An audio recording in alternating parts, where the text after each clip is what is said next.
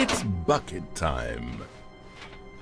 Stanley clutched the bucket tightly to his chest and entered the door on his left. Still no one was here. Stanley needed the bucket's warmth and comfort now more than ever. Perhaps his boss's office. Coming to a staircase, Stanley and the bucket walked upstairs to the boss's office. Stepping into his manager's office, Stanley was once again stunned to discover not an indication of any human life. But Stanley guessed the correct code by sheer luck. Was it that the bucket knew all along? Was the bucket guiding him? Yes, this is certainly the most logical explanation.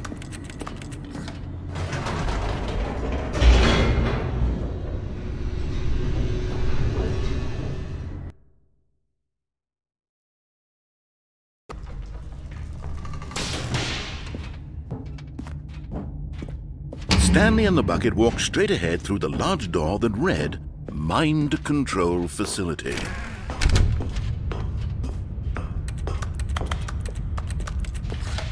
The lights rose on an enormous room packed with television screens.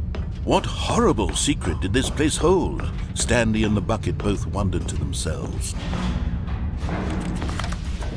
The monitors jumped to life, and Stanley nearly dropped the bucket in shock.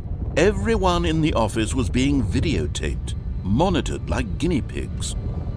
The bucket had never seen anything like this, and it very nearly burst into tears as Stanley cradled it gently, reassuring it that everything would be fine. Was the bucket under the mind control facility's influence as well? Had the bucket been told to do things it didn't wish to do?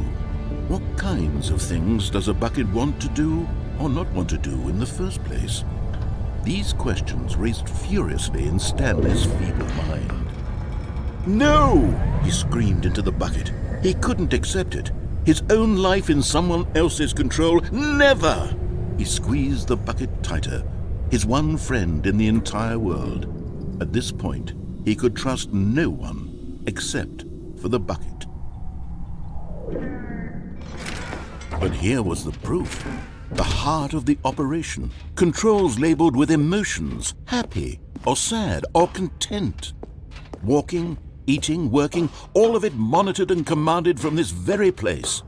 And as the cold reality of his past began to sink in, Stanley decided. But at the last second, the bucket jumped in and pressed the button to turn on the controls. Stanley gasped in horror.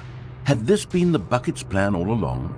To take over the machine and claim the power for itself? How could the bucket have betrayed him like this? Stanley was prepared to throw the bucket away in disgust when suddenly an image appeared upon the enormous screen.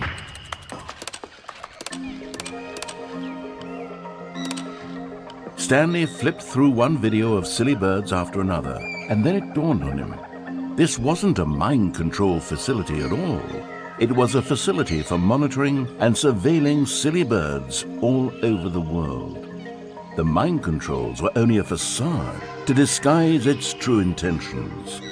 Had the bucket known this all along? Stanley marveled at the metal genius in his hands, the one who had pointed him towards this incredible discovery. Stanley and the bucket never found freedom because they spent the rest of their lives here in this place, flipping through live streams of the silliest birds imaginable. Of all the possible paths his life could have taken, this one was surely the best. And Stanley was happy.